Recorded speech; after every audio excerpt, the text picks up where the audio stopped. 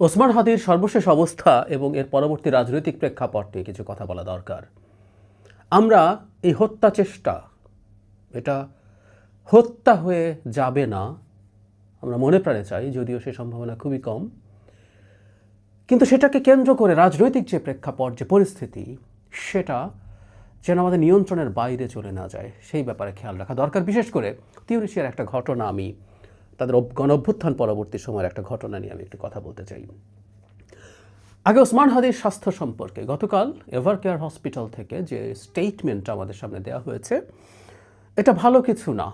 দু একটা পজিটিভ খবরের মতো দেখা গেছে যে তার কিডনি কাজ করতে শুরু করেছে, তার রক্ত প্রবাহ মোটামুটি ঠিক চলছে, রক্ত জমাট বেঁধে যাওয়ার একটা প্রবণতা ছিল সেটা কমেছে, কিন্তু তার মূল যে সংকট সেখানে এক ধরনের ব্যাড সিগন্যাল আছে। আমরা জানি ওসমান হাদির ব্রেইনের যে অংশটা আমাদের হার্ট এবং লাংস, এই যে ইনভলান্টারিলি যেটা কাজ করে যায়, সেটা নিয়ন্ত্রণের যে সেন্টারটা, এটাকে ব্রেন স্টেম বলে। বুলেটটা কানের পাশ দিয়ে ঢুকে ব্রেন স্টেমে ইনজুরি করেছে এবং অন্যদিক দিয়ে বেরিয়ে গেছে। এটা অত্যন্ত মারাত্মক একটা ইনজুরি, এবং যেহেতু ব্রেন স্টেমে ইনজুরি হয়েছে, তার হার্টের কাজ করার সমস্যা হবারই কথা। সেটা হচ্ছে তার ইররেগুলার ব্লাড প্রেশার আছে, হার্টবিট আছে। এমনকি আমি প্রথম যখন তাকে হসপিটালে নেওয়া হয়, তার সার্জারির সময় তার দুবার কার্ডিয়াক অ্যারেস্ট হয়েছিল, মানে তার হার্ট কার্যত বন্ধ হয়ে গিয়েছিল। আমরা অনেকে হয়তো জানি যে এটাকে আবার চালু করার চেষ্টা করা যায়, সেটা করা গেছে, কিন্তু এই জায়গায় মারাত্মক একটা ঝুঁকি রয়েছে। তার লাংসে ইনজুরি আছে বলছেন, আমি ঠিক জানি না লাংসেও কি গুলি ঢুকেছিল কি না, আমি স্টেটমেন্ট যেটা দেখলাম।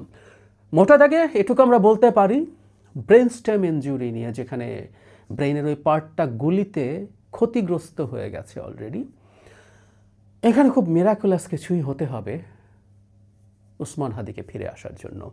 সেজন্য শুরু থেকে বলছি, আমাদের প্রার্থনাই পারে কেবল তাকে ফিরিয়ে আনতে। এছাড়া এর বাইরে সাপোর্টিভ যে ট্রিটমেন্ট দেওয়ার আছে, তার স্কালের একটা অংশ খুলে ফেলা হয়েছে। আমরা জানি ব্রেইনের ইনজুরি হলে যেটা হয়, ব্লিডিং হয় বা ব্রেন নিজে ইনফ্লামেশনের কারণে ফুলে উঠতে থাকে, তখন যেহেতু হার্টটা শক্ত, আমাদের স্কিনে যদি কোনো কিছু ফুলে ওঠে, রক্ত জমাটে, তা স্কিন বাইরে প্রসারিত হতে পারে। কিন্তু ব্রেইনের ক্ষেত্রে মূল প্রবলেমটা হচ্ছে তো বাইরে আর যেতে পারে না, ফলে প্রেশারটা ব্রেইনের ওপরে পড়তে থাকে। সেই কারণে খুলিটা খুলে আলাদা জায়গায় রাখা আছে, যাতে ব্রেইন ওই স্পেসটা পায়, এক্সট্রা প্রেশার না পড়ে। এগুলো সবই সাপোর্টিভ ট্রিটমেন্ট। ইনফ্যাক্ট হসপিটাল থেকেও তাই বলা হয়েছে, এই সময় সাপোর্টিভ ট্রিটমেন্ট দেওয়া ছাড়া আসলে তেমন কিছু করার নেই, তাই করা হচ্ছে। এবং উনি যদি রিকভার করেন, সেভাবে রিকভার করে উঠবেন। সম্ভাবনা খুবই কম, কিন্তু আমরা এই কম সম্ভাবনাটাও সফল হোক, এই সম্ভাবনাটাও বাস্তব হয়ে উঠুক, আমরা কায় মনোবক্যে চাই, প্রার্থনা করি। হাদি ফিরে আসুন, হাদিকে ফিরে আসতে হবে। মিরাকল ঘটে না তা না, মিরাকল ঘটে। চিকিৎসাবিদ্যাতেও বহু ক্ষেত্রেই মিরাকল ঘটে, আমরা সেই একটা মিরাকলের প্রতীক্ষায় আছি। যে কথাটা এখন বলছিলাম, এর পরবর্তী রাজনৈতিক প্রেক্ষাপট নিয়ে একটা খুবই বড় আশঙ্কার জায়গা আছে, আবার একটা আশাও আমরা খানিকটা দেখতে পেয়েছি। সেই আশাটাও আমাদেরকে ধরতে হবে এবং এই আশাগুলো ছড়িয়ে দিতে হবে। গণঅভ্যুত্থান পরবর্তী সময়ে আমি প্রায় বলি যে বাংলাদেশের জার্নিটা অনেক ক্ষেত্রে তিউনিসিয়ার সাথে মিল আছে। তিউনিসিয়ার একটা ঘটনা একটু উল্লেখ করতে চাই। তিউনিসিয়াতে ইভেন সংবিধান কেমন হবে, তারা নতুন সংবিধান লিখেছে, সেটা নিয়েও দীর্ঘদিন বিবাদমান রাজনৈতিক দলগুলোর মধ্যে সংঘাত তৈরি হয়েছিল। একটা পর্যায়ে সব বন্ধ হয়ে গিয়েছিল। তখন আমরা জানি 4টা গ্রুপ মিলে বিভিন্ন রকম পেশাজীবীদের একটা আলোচনার সূচনা করে, ডায়ালগ কোয়ার্টেট বলে।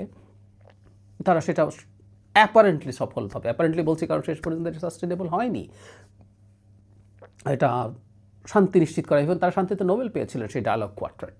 যাই হোক, 2011 সালে নির্বাচন হয় এবং ওখানে লোয়ার হাউসে পিআর আছে। এগুলো নিয়ে আরেকদিন কথা বলবো। আমরা লোয়ার হাউসে পিআরের কথা যারা বলছিলাম, তিউনিসিয়াতে কোনো স্টেবল সরকার হয়নি, কিন্তু জামাতের মতো একটা দল, নাহাদা, এটা আসলে মিশরের ব্রাদারহুড, বাংলাদেশের জামায়াতে ইসলামী, তাদের মতো একটা ইসলামী ভাবাদর্শের রাজনৈতিক দল, ইসলামিক রাজনৈতিক দল, তারা 37% ভোট পেয়ে মোটা দাগে সংখ্যাগরিষ্ঠতা হয়, কিন্তু তাদের তো একচ্ছত্র সংখ্যাগরিষ্ঠতা ছিল না।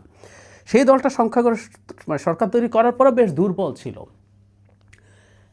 2013 সালে সাকরি বিলাইদ এবং মোহাম্মদ ব্রাহমি নামে দুজন তাদের বিরোধী পলিটিশিয়ান, তাদের দুটো দল আছে এবং তারা লিবারেল ডেমোক্র্যাট, বাম এরকম, তারা খুবই কঠোর সমালোচক ছিলেন আন্না হাদার, এবং যখন খুবই ইন্টারেস্টিংলি বাইকে করে এসে এই দুইজনকে হত্যা করা হয়, হত্যা করার সাথে সাথে বিরোধীরা আন্না হাদারকে এটার জন্য দায়ী করে এবং তীব্র আন্দোলন শুরু হয় সেই সরকারের বিরুদ্ধে, এবং শেষ পর্যন্ত আন্না হাদারকে রিজাইন করতে হয়।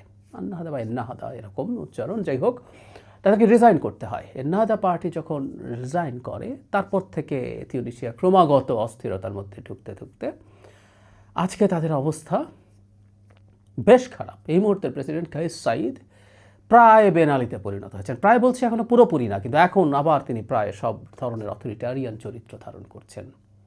তার মানে যেটা বলছে, একটা রাজনৈতিক হত্যাকাণ্ড এই ধরনের ঘটনার পর বিশেষ করে বিবাদমান এরা কিন্তু প্রত্যেকে, যারা বিবাদে জড়ালো এরা প্রত্যেকেই বেনালির বিরুদ্ধে একসাথে লড়াই করেছে।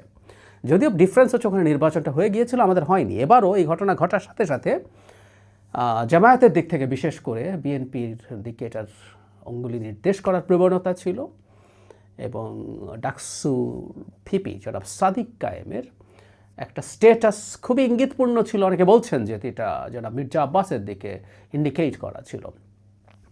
পরবর্তীতে আবার একটা এআই জেনারেটেড ছবি দেখা গেল, যে সাসপেক্টেড যে হত্যাকারী তার সাথে সাদিক কায়েমের একটা ছবি, এবং সেটা নিয়ে জনাব রুহুল কবির রিজভী কিছু কথা বলেছিলেন।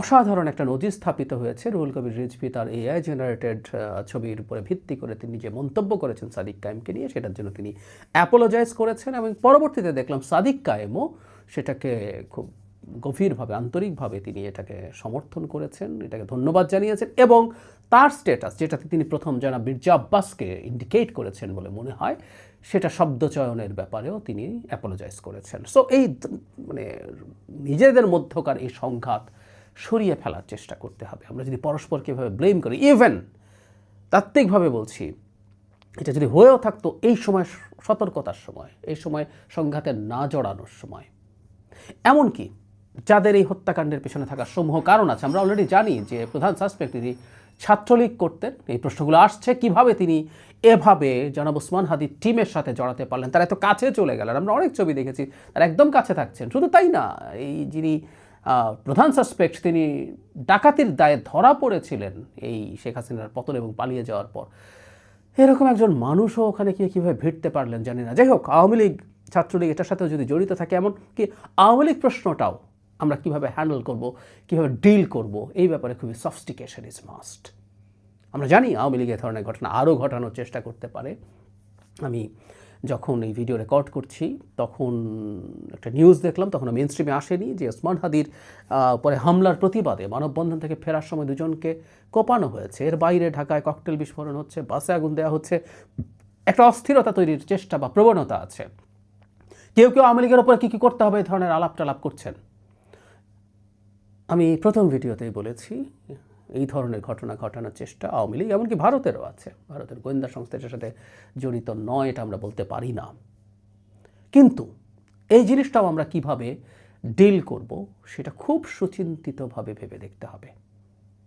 আমাদের প্রত্যেকের যে কোনো একটা ভুল, যে কোনো একটা জায়গা থেকে এমন একটা কিছু ট্রিগার্ড হতে পারে, যেটা আমাদের মধ্যে এমন সংঘাত তৈরি করলো যে সংঘাত শেষ পর্যন্ত আমাদের নিয়ন্ত্রণের বাইরে চলে গেল। সম্ভাবনা আছে। গণঅভ্যুত্থান পরবর্তী সময়ে মধ্যপ্রাচ্যের আরব স্প্রিং 5-6টা দেশে হয়েছে। দুটো দেশ সফল হয়েছে সরকারকে দ্রুত ফেলে দিতে, তিউনিসিয়া এবং মিশর। মিশরে পূর্ণ সামরিক শাসন, এই যে বললাম, তিউনিসিয়াতে আবার একটা অথরিটারিয়ান সরকার এসে গেছে প্রায়। কারণ গণতান্ত্রিক ব্যবস্থার মধ্যে কাজ করতে গিয়ে দলগুলো পরস্পরের বিরুদ্ধে এমন সংঘাতে জড়িয়েছে, সেটা শেষ পর্যন্ত মানুষের আস্থাই নষ্ট করে দিয়েছে। কিন্তু আমরা যেটাকে আরও বেশি ভয় পাই, অন্তত 3টা দেশে গৃহযুদ্ধে শুরু হয়ে গেছে। সরকারের পতন তাৎক্ষণিকভাবে হয়নি, দেশগুলো ছারখার হয়ে গেছে। লিবিয়া, সিরিয়া, ইয়েমেন, মানে ধ্বংসপ্রাপ্ত হয়েছে দেশগুলো। এমনকি যেটা হয় এ ধরনের গৃহযুদ্ধের পরিস্থিতিতে প্রচুর ইন্টারন্যাশনাল খেলোয়াড় এসে ঢুকে পড়ার সম্ভাবনা থাকে 3টা দেশেই। বিশেষ করে সিরিয়া জিওপলিটিক্যাল গেম কত ডাইমেনশনাল হয়েছে সেটা তো আমরা দেখেছি। ফলে খুব সতর্ক আমাদের থাকতে হবে। আওয়ামী লীগ এটার সাথে জড়িত থাকবে, শেখ হাসিনার প্রকাশ্য আহ্বান আছে, তাদের অন্যান্য বিভিন্ন অ্যাক্টিভিস্টদের আহ্বান আছে। তারপরও বলছি, খুব সফিস্টিকেটেড ওয়েতে ডিল করতে হবে। আমরা কিভাবে এই জিনিসগুলো করব, কিভাবে করলে বাংলাদেশের স্থিতিশীলতা নষ্ট না করে, বিশেষ করে আমরা একটা নির্বাচনের দিকে যেহেতু যাচ্ছি, স্থিতিশীলতা রক্ষা করে নির্বাচনটার দিকে যেতে পারি, সেই আলাপটা ক্রমাগত চালিয়ে যেতে হবে। সেইটার জন্য সর্বোচ্চ সংযম দেখিয়ে যেতে হবে। এর বাইরে কোনো অল্টারনেটিভ নাই।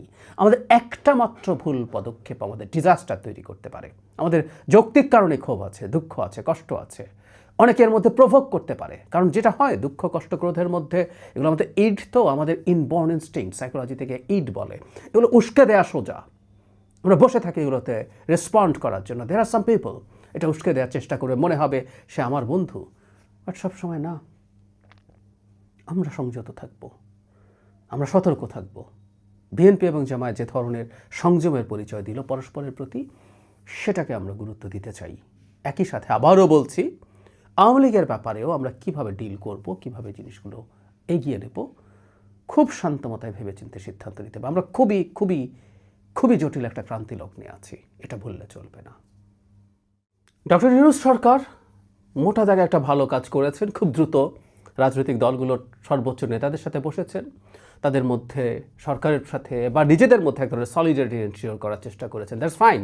কিন্তু সরকারের যে মূল কাজ, সেটা হচ্ছে অপরাধীকে ধরা এবং দ্রুত বিচারের আওতায় আনা। এবং বহুদিন থেকে আমরা বলে গিয়েছি যে আইনশৃঙ্খলা রক্ষার ব্যাপারে সরকারের পদক্ষেপ অত্যন্ত খারাপ, অত্যন্ত খারাপ। সরকার অত্যন্ত ব্যর্থ হয়ে জায়গায়। হাসিনা পরবর্তী সময়ে পুলিশের সব সংকট স্বীকার করার পরও বলছি, সরকার এই ক্ষেত্রে একেবারেই ভালো করেনি। এমনকি একজন স্বরাষ্ট্র উপদেষ্টা এবং তার বিশেষ সহকারী আছে, তাদেরকে পরিবর্তন করিয়েও যদি সরকার এই বার্তা দিত যে সরকার এটাকে কগনিজেন্সে নেয়, তা আমরা বুঝতাম যে তিনি ভাবছেন কিছুটা। এই ঘটনার পর আমরা দেখছি বিশেষ সহকারী এবং উপদেষ্টা দুজনই তাদের পদে আছেন।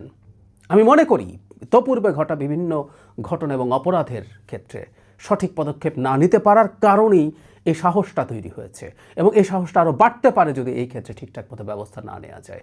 আমি জানি না, নির্বাচন সামনে রেখে এখনও সরকার যদি মনে করেন বর্তমান স্বরাষ্ট্র উপদেষ্টা বা সাথে তার যে সরকারি প্রধান উপদেষ্টা যে বিশেষ সহকারী আছেন, এখানে দুজন মিলে সামলাচ্ছেন, তারা পারছেন না এটা মেনে নিয়ে তাদেরকে সরিয়ে, তারা নিজেরা সরে গেলে সবচেয়ে ভালো হতো, কিন্তু তাদেরকে সরিয়ে অন্য কোনো, এই ক্যাবিনেটের অন্য কাউকে দায়িত্ব দেয়া বা বাইরে থেকে কাউকে নিয়ে দায়িত্ব দেয়া, এগুলো করলে অন্তত মানুষ বুঝতো যে সরকার চেষ্টা করছে। পেরে উঠতো কিনা যে ডিফারেন্ট ডিবেট, কিন্তু চেষ্টাটার একটা স্বাক্ষর থাকতে পারতো। কিন্তু কিছুই হয়নি, কিছুই হচ্ছে না। সুতরাং সরকারকে এই যাবতীয় দায় দায়িত্ব নিয়ে যদি এখনও তার আন্তরিকতা থাকে, সেটার নজির দেখাতে হবে।